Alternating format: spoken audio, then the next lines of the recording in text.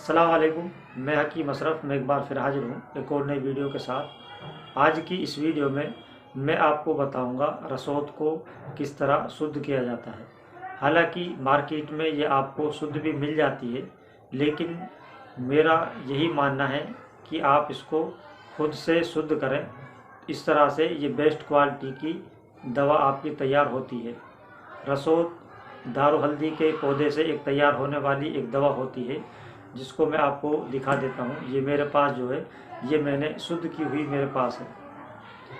ये जो आपकी स्क्रीन पर है, इसको मैंने शुद्ध किया है और इसी के बारे में आज मैं आपको बताऊंगा। इसके फ़ायदे के बारे में भी बताऊंगा कि क्या क्या इसके फ़ायदे होते हैं, और इसी के साथ साथ मैं आपको इसका तरीका भी बताऊंगा किस तरह से आप इसको शुद्ध कर सकते हैं। बात करें अगर इसके फ़ायदे के बारे में, रसोद शुद्ध के फ़ायदे के बारे में, ये बवासीर के खून को रोकने के लिए और बवासीर को जड़ से ख़त्म करने के लिए सबसे ज़्यादा काम आने वाली दवा है।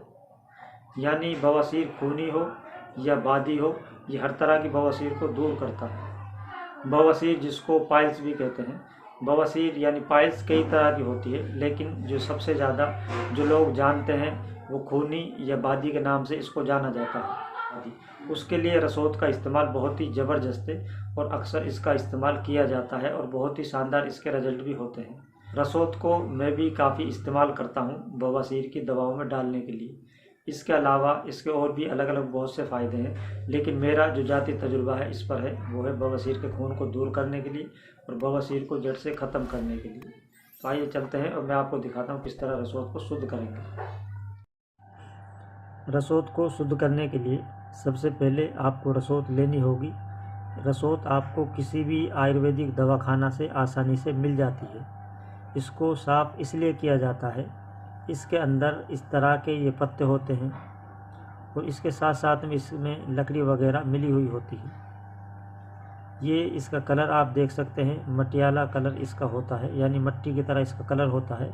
इसके अलावा इसका कलर कुछ ब्लैक भी हो सकता है, यानी ये दोनों तरह की हल्की मटेली भी आप ले सकते हैं, या अगर ब्लैक कलर में है तो वो भी आप ले सकते हैं। लेकिन अगर उसका कलर कुछ लाल है तो उसको नहीं ले सकते। तो इस तरह के इसके अंदर लकड़ी वगैरह रहते हैं, इसीलिए इसको शुद्ध किया जाना ज़रूरी होता है, वरना ये फ़ायदे की जगह आपको नुकसान पहुंचाता है। तो आज मैं आपको इसी के बारे में बताऊंगा किस तरह आप इसको शुद्ध करेंगे।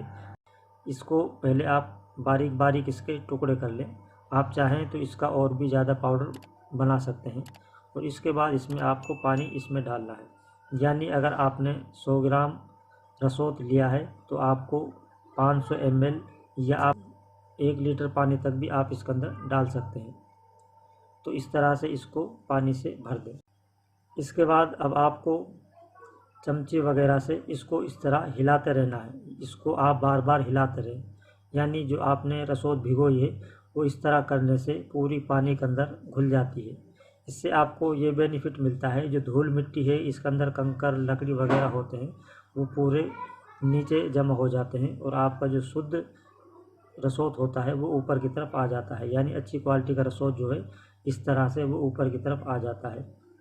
अब ये हमने इसको कुछ घंटे रखा है और उसके बाद इस तरह हमने छन्नी में से छान के ऊपर की जो पानी था वो इसके अंदर डाला है, और ये आप देख सकते हैं कितना कचरा इसके अंदर निकला है। यानी अगर आप 100 ग्राम रसोद लेते हैं तो 60 ग्राम यानी 60 ग्राम तक इसके अंदर वेस्ट निकलता है। 40 ग्राम ही आपको शुद्ध करने के बाद निकलेगा, जो मैं आगे आपको चलकर दिखाऊंगा। तो ये कचरा जब आप यूज करते हैं तो आप समझ सकते हैं कितना ये नुकसान आपको पहुंचा सकता है। इसलिए इसको हमेशा शुद्ध करके ही इस्तेमाल में लाना चाहिए। उसके बाद आपने जो कढ़ाई वगैरह ली है, ये आपको गैस वगैरह की मदद से इसके ऊपर इसको रख देना है। तो इस तरह से इसको आप गैस वगैरह के ऊपर रख दें। ये चूल्हे पे आप चाहें जैसे चाहें उसे बना सकते हैं। अब ये जैसा कि आपके सामने है ये उबल रहा है। इसको तब तक उबालना है जब तक ये पानी पूरा गाढ़ा ना हो जाए। तो इसी तरह इसको बार बार चमचे से हिलाते भी रहें ताकि दवा किनारों पर लगकर ख़राब ना हो, इसलिए इसको चलाते रहना चाहिए। और ये फाइनली आप देख रहे हैं इस तरह का ये पूरा गाढ़ा हो चुका है।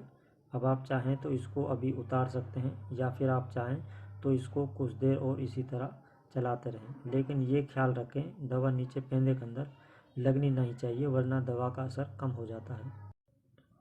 अब इस तरह से ये आपका कंप्लीट होने के करीब है और फाइनली फिर आप इसको धूप वगैरह में और खुशक कर सकते हैं और इस तरह का ये आपका तैयार हो जाता है।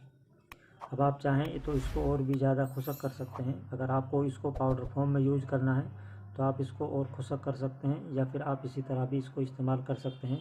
जिस भी दवा में डालना हो इसको डाल सकते हैं। अगर सिंगल इस्तेमाल करना चाहते हैं तो भी इसको इस्तेमाल कर सकते हैं। दवा आपकी तैयार है। तो इस तरह से जैसा आपने देखा किस तरह मैंने रसोद को शुद्ध किया है। ये सबसे अच्छा और बेस्ट तरीका होता है रसोद को शुद्ध करने का। और शुद्ध होने के बाद ये इस तरह की आपको तैयार मिलती है, यानी इस तरह की ये हो जाती है ब्लैक कलर में। और इसको आप जिस भी दवा में डालना चाहें डाल सकते हैं, या अगर आप इसको सिंगल इस्तेमाल करना चाहें तो सिंगल भी इस्तेमाल कर सकते हैं। इसका यूज करने का जो तरीका है, खाने के तौर पर अगर आप इनको डायरेक्ट इस्तेमाल करना चाहते हैं तो आप इसको 1 ग्राम सुबह शाम पानी के साथ इस्तेमाल कर सकते हैं। या फिर अगर आप पाइल्स वगैरह यानी मस्सों पर लगाने के लिए अगर इनका इस्तेमाल करना चाहते हैं तो बराबर का मक्खन इसके अंदर मिलाकर उसका लेप तैयार करें और रात में सोते समय एक टाइम पाखाना की जगह पर, यानी जहाँ पर मस्से हैं, जिनको बवासीर है तो वो वहाँ पर इसको लगाया करें। इस तरह से बवासीर के मस्से जड़ से ख़त्म हो जाते हैं। तो ये थी आज की इस वीडियो में जानकारी रसोद शुद्ध करने के बारे में और इसके फ़ायदे के बारे में।